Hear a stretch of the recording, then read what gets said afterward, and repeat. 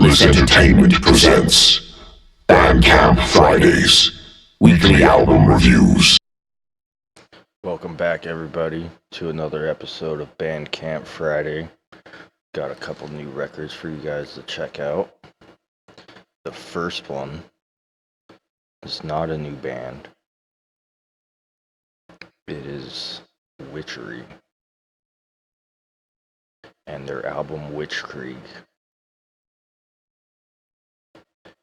featuring Jensen from The Haunted, Charlie D'Angelo from Arch Enemy, Martin Axe of Opeth, Richard Renfault of Seance, and Legion from Marduk, featuring guest solos by none other than Gary Holt and Lee Altus of Exodus, Andy LaRocque of King Diamond and Death, Hank Sherman from Merciful Fate, Jim Durkin from Dark Angel, and Kerry King from fucking Slayer.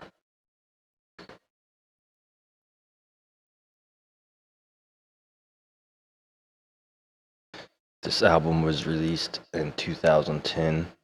It's called Witchkrieg.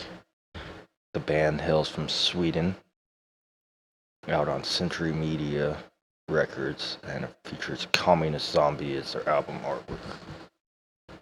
I would describe this album as thrashy black and death. The opening track, Witchkrieg, featuring Kerry King, starts off with a headbanging riff you want to break your neck to. Very thrashy with some weird vocal layers and a cool middle section before the solo. This may be one of Kerry King's finer solos. I do not know what's up with the weird vocal layer thing they have going on, and I'm not sure I like it. The production quality has a nice solid drum sound. The cymbals are pleasant and not too harsh. I feel like the kick drum is a little buried in the mix. The bass guitar is solid and has a real nice slow end. The guitar solos sound killer, and the rhythm guitars sound really good. The vocals are just a meh to me, with some really cool parts and some experimental elements that I'm not fond of. I really like the riff at a minute and a half in on the second song, Wearer of Wolf Skin. The opening of The God Who Fell from Earth is really cool, and really enjoyed the guitar solo. My favorite track so far. The Reaver features Gary Holt and Lee Altus and is another thrasher. Very thrashy, and the solo melts your fucking face off. From Dead to Worse features Andy LaRocque. I think The Devil Rides Out is my favorite track, and the riffs are badass. It reminds me of if Bay Area thrash had a baby with Swedish death metal. I give this album a 6. The songs as a whole didn't do a whole lot for me. Nothing really grabbed me and pulled me in, but there was a really lot of cool moments and riffs, especially with the lead guitars. All the solos are amazing and my favorite part of the album, but if I were to rate it on the guitar solos alone, I would give it a 9. The next artist and album I have up for you today is Ultha, The Inextricable Wandering. With just 2 concept albums, 2015's Pain Chases Every Doubt and its 2016 follow-up, Converging Sins, and some splits and EPs, Cologne-based black metal outfit Ultha have managed to conquer the scene by storm. With the will to defer and the vision to create, the 4-piece band has achieved a goal that hardly any band from the at times stubborn black metal scene will ever achieve, conceiving unique, fresh, and at the same time harsh but beautiful sweeping black metal art. This album came out in 2018, out on Century Media Records. I would describe this album as dark, haunting punishment from hell. The Avariced Eyes of a Tragedy sits at a whopping 14.5 minutes. Starts off slow and dark, and then picks up the pace with some screams that are so buried in the mix that it provides a very dark and haunting feel. This song would be cool in a haunted house, and I can't believe they pulled off the ever elusive 14-minute song. The production quality, they hit the nail on the head with this mix. It sounds horrifying. The drums aren't too clean. The guitars are the perfect sound for what they are doing. The vocals don't sit in front and center, which adds to the ambiance of the album by not overshadowing the rest of the instrumentation. The second song, With Knives to the Throat and Hell in the Heart, is 10 minutes. They move from section to section very slowly. The drummers got to get tired. The speed comes from the picking hand and the drums.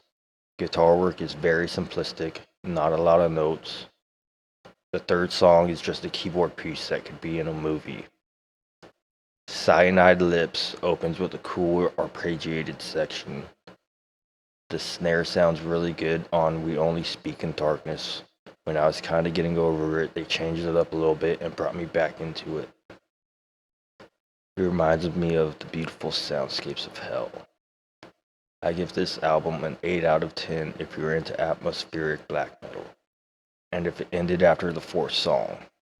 The last two songs alone are 25 minutes, and in my opinion, any album over an hour is too long.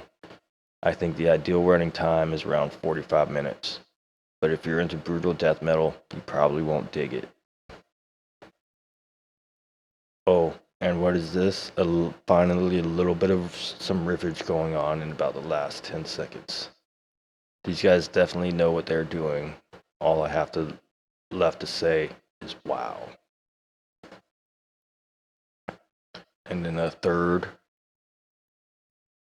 album and band we have for you today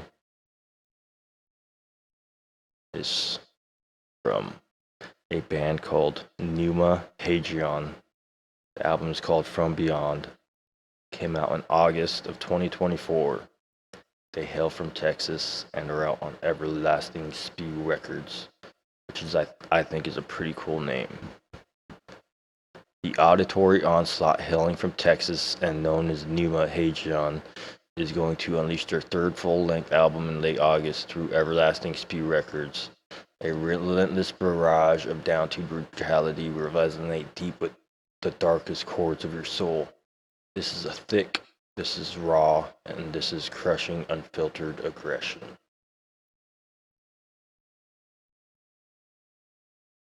I would describe this album as brutal death metal. The opening track, Harbinger of Dissolution, wastes no time trampling you in the first 5 seconds with pure brutality. The production has a tight low end with a great sounding kick drum and a snare to match. Scoop mids as to be expected. The bass guitar just fills out all the bottom end and the same gutter growls throughout. The highlights of this album, Resurrected Abomination, resurrects the old school brutal death metal with chuggy riffs and blast beats before slowing it down with more chugs. Slow, sludgy riffs bring on pure heaviness, always followed by blast beats and chugs. This album is very reminiscent of Morbid Angel and your standard 90s death metal band. I give this album a 6. It is very predictable and lacks originality. Every song has the same structure, 9 songs and it's less than 30 minutes, but any hardcore death metal head will love this album. I just tend to be more turned on by black metal lately. So there you have it. I will catch you next week, same time, same place. If there's anybody you'd like me to review, go ahead and drop it in the comments.